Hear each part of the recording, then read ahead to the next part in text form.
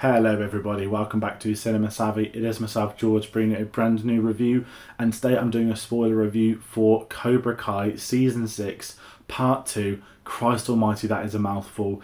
The second batch of episodes of Season 3 has now aired. It's been released on Netflix the Friday just gone. I didn't know these episodes were dropping on Friday. I saw a tweet on Friday morning and I was like, shit, I need to do a review. And then I considered, do I actually do a review for these? I didn't enjoy Part 1 as such. For various reasons, there is a review, and we've reviewed every season on this channel. It's almost been a staple of us moving into TV reviews, was the Cobra Kai ones. It's the very first thing we had press accreditation for, and it's been a series that's been near and dear to my heart doing videos for, so it felt wrong of me not to do a review. But this is probably going to be shorter due to some severe issues I have with this final season. I am going to say this is going to be spoiler filled from this point onwards, so if you haven't seen it, don't watch this video. If you have seen it, please comment whatever you want to comment, your thoughts on the structure, thoughts on some of the characters, the ending, and maybe your hopes for Part 3, and also I guess the Cobra Kai film, the Karate Kid film coming out next year, which I'm going to also try and talk about in this, and I guess we can now say we've had confirmation that the final batch of episodes is going to release February the 13th, so that's then, the film is I think May the 23rd or something along those lines, so there's more karate to come. But yeah, my thoughts, as I mentioned, I love some of the other seasons. I haven't particularly enjoyed Season 6 so far. This is before Part 2. I didn't enjoy Season 5 as much as others. I felt like the show was running out of steam a bit. And I've really struggled, and this is almost maybe Strange Things' issue for next year. I've struggled with the age gap. I can't take any of these actors seriously anymore. It's not their fault. It's been a writer strike. It's been an actor strike. This season's been heavily delayed. And I think the decision to chop this into 3 is absolutely criminal by Netflix. Whether the show has been ready or hasn't been ready, whether they're doing reshoots or pickups or they're switching things or the film has had an effect on this, I do not know. But what I do think this has done is massively impact this final season. I know we can't get viewing data from Netflix. We'll never get that information, but it feels like no one's talking about this anymore. And it's a shame because I felt like some of the early Netflix seasons were getting huge. It was one of the big things with YouTube Red was the early seasons of this show. And it just seems to have fell apart between the gap between 5 and 6, and 6 then not actually having that many episodes. Dropping 5 30-minute episodes in a day, then disappearing for, I believe, 4 months now. It was July that video went out. To then come back here in November, and then we're going to come back in 3 months' time to do the next 5 episodes. It's not like it's the old structures of here's your 1 hour drama, split a season in 2. This is outrageous for a show such as this to split a final season into 3. And I'm going to talk about Part 2 now properly because I've watched all this today. I've binged it. This is a show I love to binge. And I will say Part 2 has been better than Part 1. Maybe it enhances Part 1. But I really can't remember an awful amount because it's been so long ago. It was so few in terms of minutes, episode, story. It felt like it was dragging it out, and that's another complaint I have for this batch of 5 episodes. Sorry, I've just been back to start recording. Graduates in my mouth's a bit dry, but this middle chapter, I'm really torn on. I really didn't like the first episode or 2. It felt very CW. I know that's a common criticism these days. The teen drama, maybe I've aged out from this series. I don't know, but it felt even more forceful than it had in the past. But when you get to the karate tournament side and you're actually getting action, a lot of this got really good. And then we get the return of Terry Silver, the legend himself, which I kind of loved, bringing in the bathtub. And at that point I had a smile on my face. And then I was also concerned, it's like, okay, we've got Lewis Tan in this, by the way, who's more than qualified to be in Cobra Kai, who's also Mortal Kombat for those that have seen the new version. And I loved the idea of seeing all these different countries as karate, and then it's like, oh, the Spanish ones have red and yellow. Oh, okay. The Irish ones are going to swear and shout because they're Irish. Oh, okay. And I don't care for stereotypes, but it hit a point, man, where I did laugh at this, but I don't know if it's intentionally funny. Oh, look, we've got a team of Russians. I was like, they're brave putting Russians in this show. Fair enough. Okay. 20 minutes later, it's like, the Russians have been disqualified for doping. It's funny because it happened in real life at the Olympics and everything else. But at the same time, it's so outrageous. But I can drop it for this. And again, bringing back Terry Silver, we have a villain. We have a villain that's a villain to another. And we've got all these other things happening. We've got the stuff with Miguel's mom, which, if I'm really honest, felt for the first time, oh wow, like this show's in jeopardy, there's a drama, there's consequences, and it's, yes lads, we just flew back up to America from Barcelona, came home the day after, everything's all good, nothing changed here. So there's little things like that I really struggled with.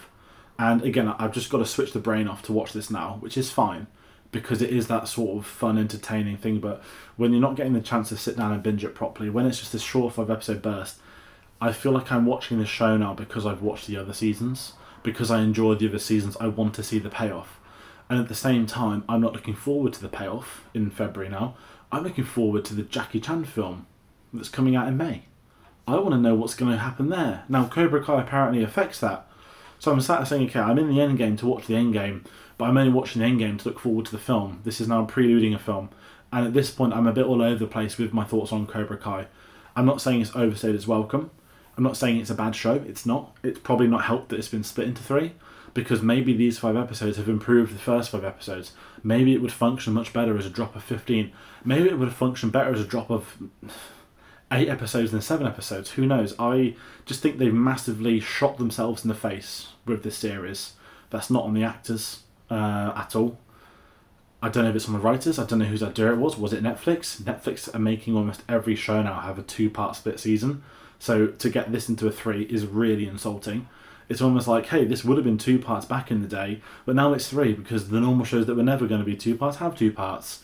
And we probably have one of the most outrageous, disgusting images in cinema this year. It's not even cinema, it's TV. CGI Mr. Miyagi. I try not to laugh. His face looks shrunking on another actor. It looks like in Harry Potter and the Prison of Azkaban, Lenny Henry voices that thing on the night bus. That's what the Mr. Miyagi cameo looked like in this. And the most disturbing thing was me trying to work out, is this an AI cameo? Or have they deepfaked him? Or is it CGI? Because it looks awful. It could be either one of those 3 things.